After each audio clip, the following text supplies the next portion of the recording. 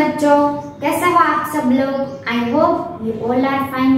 My name is Kripali Sangya and welcome to Saraswati group of education. बच्चों, अगले video lecture में मैंने आपको अनुनासिक और अनुस्वार हमारी जो टेक्स्ट बुक में दिया गया है वो एक्सप्लेन कर दिया था, राइट। और उसका होमवर्क यहाँ पर से वीडियो लेक्चर में से देख देख कर ही आपको करना था, राइट। तो आज के इस वीडियो लेक्चर का अनुनासिक, अनुस्वार और विसर्ग का हमारा पार्ट 3 है, राइट। पहले लेक्चर में हमने अनुस्वार किए थे। अनुस्वार की साइन कैसी होती है? अनुस्वार की साइन इस प्रकार, यहाँ पर हमारी मम्मी होती है, वो यहाँ पर कैसे फोrehead पर बिंदी लगाती है, राइट। तो वो बिंदी की साइन है, राइट। अनुस्वार की साइन ऐसे बिंदी डॉट वाली है। फिर अनुनासिक, तो अनुनासिक की साइन कैसी होती है? वो आधा चांद होता है और उसके अंदर एक बिंदी होती है, तो ये अनुनासिक की साइन है। और विसर्ग की साइन कैसी होती है? विसर्ग की साइन में हम दो डॉट लगाते हैं, राइट। इस प्रकार एक सीधी लाइन में हम दो डॉट लगाते हैं, इसे विसर्ग कहते हैं, राइट। तो अब विसर्ग का हमारा अंतिम टॉपिक है, हमारा चैप्टर नंबर 7 अनुस्वार, अनुनासिक और विसर्ग। उसमें से आज विसर्ग हमारा लास्ट टॉपिक है, राइट। और इसकी अभ्यास पुस्तिका में तीनों के तीनों साथ ही में दिए गए हैं, राइट। तो आज हम इसकी अभ्यास पुस्तिका की एक्सरसाइज भी देख लेंगे, राइट। आज के इस वीडियो लेक्चर की पीडीएफ में आपको ये अभ्यास पुस्तिका में भी कंप्लीट करना है पूरा का पूरा चैप्टर, और विसर्ग हमारी जो टेक्स्ट बुक में दिया गया है वो भी कंप्लीट करना ही होगा, राइट। तो विसर्ग में हम विसर्ग का उच्चारण कैसे करते हैं, तो आज मैं वो आपको सिखाऊंगी, राइट। तो विसर्ग हमारे पेज नंबर 58 पर दिया गया है। उसमें ये वाली साइन दी गई है पूरे चैप्टर में। तो इसका उच्चारण किस प्रकार होता है, तो वो मैं आज आपको एक्सप्लेन करूंगी, राइट। यहाँ पर हमें व्यंजन दिए गए हैं। पहला व्यंजन के पीछे विसर्ग की साइन लगाकर उसको पढ़ने की कोशिश करेंगे, उसको पढ़ेंगे और सीखेंगे कि व्यंजन के पीछे जब विसर्ग लगता है तो उसका उच्चारण कैसे होता है, राइट। तो त के पीछे विसर्ग लगता है तो त हो, हम ऐसे पढ़ते हैं। उसके पीछे जो ये तो डॉट होते हैं ना, उसका उच्चारण ह सुनाई देता है, ह होता है उसका उच्चारण, राइट। हमें लास्ट में ह पढ़ना होता है। त ह, म ह, न ह, क ह, प ह, ब ह, फ ह, राइट। तो कोई भी व्यंजन हो उसके पीछे जब हमें विसर्ग की साइन लगी हुई दिखे तो हमें उसका उच्चारण में पीछे अ लगाना है। चाहे अ के पीछे हो आ, ओ हो, ई हो, राइट। स्वर में भी लगे तो भी हमें उसका उच्चारण इसी प्रकार करना होगा, राइट। तो व्यंजन में विसर्ग का उच्चारण हमें पढ़ना आ गया, तो अब हम शब्द बनाकर उसका उच्चारण करेंगे, राइट।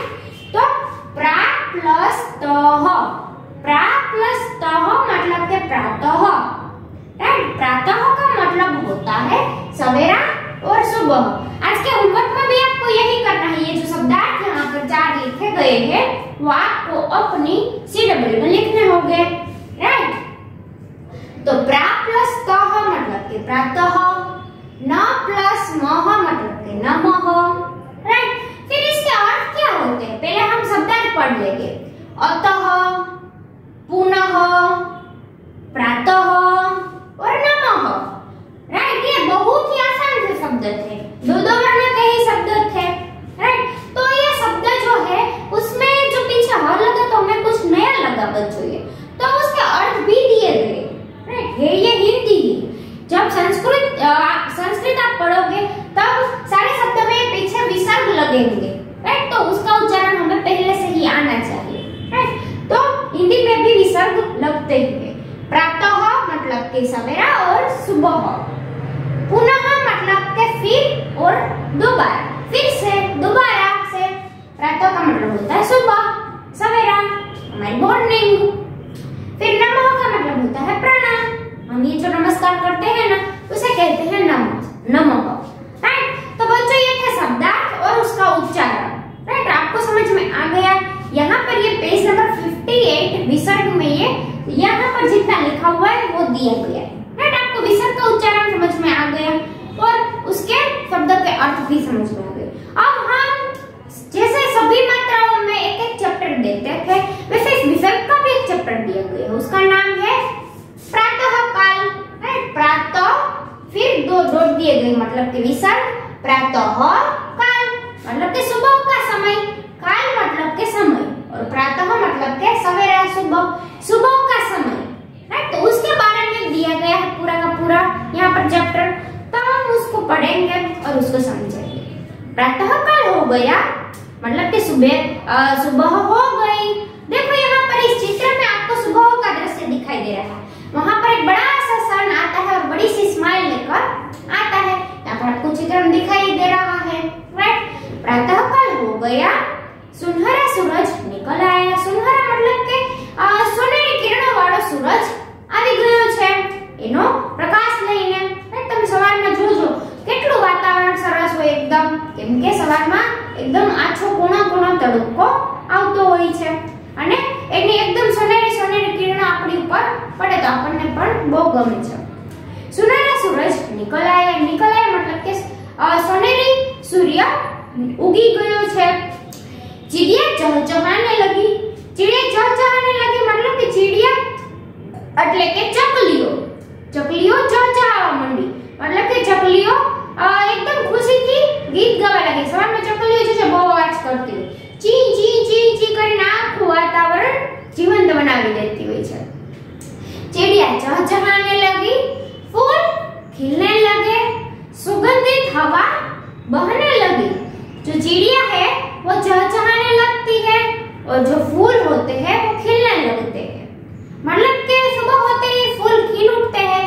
सुबह माली जो होता है पूरे बगीचे में, पूरे गार्डन में पानी पाता है, तो क्या होता है कि जो चिड़िया होती है वो चहचहाने लगती है और जो फूल होते हैं वो जो पूरा दिन मुरझा गए होते हैं वो सुबह पानी पीकर बहुत ही खुश और एकदम खिल जाते हैं। राइट, तो यहाँ पर कहा गया है कि सुबह होते ही सूरज निकल आता है, चिड़िया चहचहाने लगती है, फूल खिलने लगते हैं, सुगंधित हवा बहने लगी। हम मिट्टी में पानी डालें तो उसमें से कितनी मस्त खुशबू आती है। राइट, तो यहाँ पर कहा गया है कि सुगंधित हवा बहने लगी। हवा में कोई सुगंध नहीं होती है, पर ये जो मिट्टी की खुशबू होती है जिसके कारण हवा का झोंका आता है तो हमें ऐसा लगता है कि सुगंधित हवा बहने लगी। तो हवा में भी मिट्टी की खुशबू एकदम से घुल मिल जाती है। तो यहाँ पर कहा गया है कि सुगंधित हवा बहने लगी, सुगंधित हवा बहवा लगे छे। मैं और भैया अपना पाठ याद कर रहे हैं। यहाँ पर देखो एक लड़की है और उसका भैया दोनों पास बैठे हुए हैं और दोनों ने एक चटाई बिछाई हुई है, दोनों एक चटाई पर बैठकर आराम से पाठ पढ़ रहे हैं। मैं और भैया अपना पाठ याद कर रहे हैं, ऐसा कहा जाता है और ये सच बात है 100% कि सुबह में पढ़ने से हमें सब कुछ जल्दी से याद रह जाता है। राइट, तो जब भी हम सुबह पढ़ने बैठते हैं तो हमें बहुत मेहनत नहीं करनी पड़ती है। राइट, क्योंकि हमने पूरी रात नींद कर ली होती है, अच्छे मन से हम पढ़ने लगते हैं तो हमें बहुत ही जल्द से याद रह जाता है। तो यहाँ पे लड़के वो कह रहे हैं कि मैं और भैया पाठ याद कर रहे हैं, मतलब कि अपनी पढ़ाई कर रहे हैं और जो पाठ टीचर ने सिखाया हुआ है वो हम याद कर रहे हैं सुबह सुबह। पाठ पुनः पुनः दोहरा रहे हैं। पाठ पुनः पुनः पुनः पुनः का मतलब होता है फिर से। एक ही चीज को बार बार हम दोहराए तो उसे कहते हैं पुनः पुनः। राइट, एक वस्तु ने આપણે વારંવાર રિપીટ કરીએ તો એને કહેવાય પુનઃ પુનઃ। राइट, हिंदी में એનો मतलब है पुनः पुनः। पुनः का मतलब होता है फिर से, दोबारा से। पुनः पुनः दोहरा रहे हैं। प्रातःकाल हो गया मतलब कि सवेरा हो गया, सुबह हो गई। सुबह होने पर क्या क्या दृश्य होते हैं? सूर्य अपनी सुनहरी किरणों के साथ वातावरण में पूरे संसार में दस्तक दे देता है। फिर चिड़िया चहचहाने लगती है, फूल खिलने लगते हैं, सुगंधित हवा बहने लगती है। सुबह सुबह ठंडी ठंडी हवा बहने लगती है और मिट्टी में पानी मिलने से उसकी खुशबू भी वातावरण में घुल मिल जाती है। राइट, फिर आता है कि मैं और भैया पाठ याद कर रहे हैं। पाठ को बार बार पुनः पुनः दोहरा रहे हैं जिसके कारण हमें पाठ हो गया। यहाँ पर हमारा चैप्टर कंप्लीट होता है। बहुत ही आसान और बहुत ही छोटा सा चैप्टर था। सुबह का ही उसमें सुबह की ही बात उसमें कही गई है। हम सुबह सुबह जो चीज देखते हैं वही चीज यहाँ पर दी गई है। राइट, तो अब हम पेज नंबर 60 पर पहुंचे हैं। उसमें हमें एक अभ्यास दिया गया है। राइट, वो अभ्यास मैं आपको एक्सप्लेन कर रही हूँ। अभ्यास में हमें दिया गया है क्वेश्चन नंबर 1, अब बताओ। तो यहाँ पर हमें 3 क्वेश्चन दिए गए हैं जो कि इस पार्ट के रिलेटेड ही हमने प्रातःकाल चैप्टर सीखा ना, उसी के 3 क्वेश्चन यहाँ पर पूछे गए हैं। कि पहला क्वेश्चन है, किसके आने से प्रातःकाल हो जाता है? बहुत ही आसान क्वेश्चन पहली लाइन में आया था। राइट, दूसरी लाइन में आया था कि सूरज अपनी सुनहरी किरणें लेकर आ जाता है। राइट, तो किसके आने से प्रातःकाल होती है? तो આનો ગુજરાતીમાં અર્થ થાય કે કોના આવવાથી સવાર પડી જાય છે? તો સવાર કોનાથી પડે? सूरज थी। राइट, तो हम उसका आंसर में लिखेंगे सूरज के आने से। राइट, तो पहले क्वेश्चन के आंसर में हमें लिखना है सूरज के आने से। फिर दूसरा क्वेश्चन पूछा है प्रातःकाल किसे कहते हैं? तो प्रातःकाल का मतलब होता है सुबह, सवेरा। राइट, मैंने आपको शब्दार्थ में ही एक्सप्लेन कर दिया था। तो प्रातःकाल मतलब के सुबह। प्रातःकाल किसे कहते हैं? सुबह को। राइट, फिर आता है ग मतलब कि तीसरा क्वेश्चन। उसमें पूछा गया है कि सूरज निकलने पर क्या क्या होता है। सूरज निकलने पर क्या क्या होता है? तो पूरे के पूरी पोयम में हमने पूरे के पूरे चैप्टर में हमने देखा कि सुबह होती है तो पहले चिड़िया चहचहाने लगती है, फूल खिल जाते हैं, सुगंधित हवा बहने लगती है। और एक चीज हम ऐड कर सकते हैं कि सूरज अपनी सुनहरी किरणों के साथ आ जाता है, चिड़िया चहचहाने लगती है, फूल खिल उठते हैं और सुगंधित हवा बहने लगती है। राइट, आपको इतना बड़ा सा क्वेश्चन का आंसर लिखना पड़ेगा क्योंकि ये बड़ा क्वेश्चन ही दिया गया है बच्चों। राइट, तो ये तीनों के तीनों क्वेश्चन आई होप कि आपको समझ में आ गए होंगे। राइट, फिर हमें दिया गया है विसर्ग का अंतिम टॉपिक यानी कि क्वेश्चन नंबर 2। विसर्ग लगाकर शब्दों को पूरा करके लिखो। यहाँ पर आपको एक एग्जाम्पल दिया गया है अतः।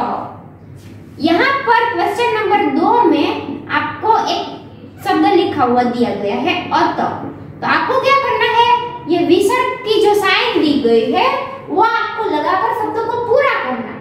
तो अर्थ दिया गया है तो सामने लिखना है अतः। राइट, ये पीछे जो साइन है आपको दिखाई दे रहे हैं वो आपको लगानी है। राइट, और शब्द फिर से लिखना है।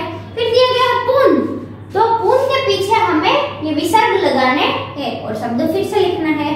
हम लिखेंगे पुनः। राइट, फिर तीसरा शब्द दिया गया है प्राय, तो यहाँ पर हम लिखेंगे प्राय और उसके पीछे लगाएंगे विसर्ग तो बन जाएगा प्रायोः। राइट, तो बच्चों यहाँ पर भी हमें एक्सरसाइज में 3 शब्द दिए गए थे, हमने कंप्लीट कर लिए। और यहाँ पर भी सुबह का दृश्य दिया गया है। देखो सूरज कैसे मुस्कुरा रहा है। राइट, तो यहाँ पर हमारा जो क्वेश्चन, हमारा जो चैप्टर नंबर 7 था वो कंप्लीट हो जाता है। पूरा का पूरा हमने 3 पार्ट में देख लिया। पहले पार्ट में देखा अनुनासिक, दूसरे में देखा पहले में देखा अनुस्वार, दूसरे में देखा अनुनासिक और तीसरे मतलब कि इस वीडियो लेक्चर में हमने देखा विसर्ग। तो इन तीनों की एक्सरसाइज एक ही साथ में हमारी अभ्यास पुस्तिका में दी गई। अभ्यास पुस्तिका पेज नंबर 42, यहाँ पे आपको पेज नंबर 42 दिखाई दे रहा है। राइट, उसमें आपको चैप्टर नंबर 30 अनुस्वार, अनुनासिक और विसर्ग दिया गया है पेज नंबर 42 पर। वहां पर पहला क्वेश्चन दिया गया है कि चित्रों को उनके नाम से रेखा खींचकर मिलाओ। तो यहाँ पर कई सारे शब्द दिए गए हैं, कुल 8 शब्द दिए गए हैं और 8 चित्र दिए गए हैं। आपको उस चित्र के साथ मिलान करना है। राइट, तो कैसे करोगे आप मिलान? तो पहला शब्द दिया गया है सांप, तो सांप का चित्र तीसरा है।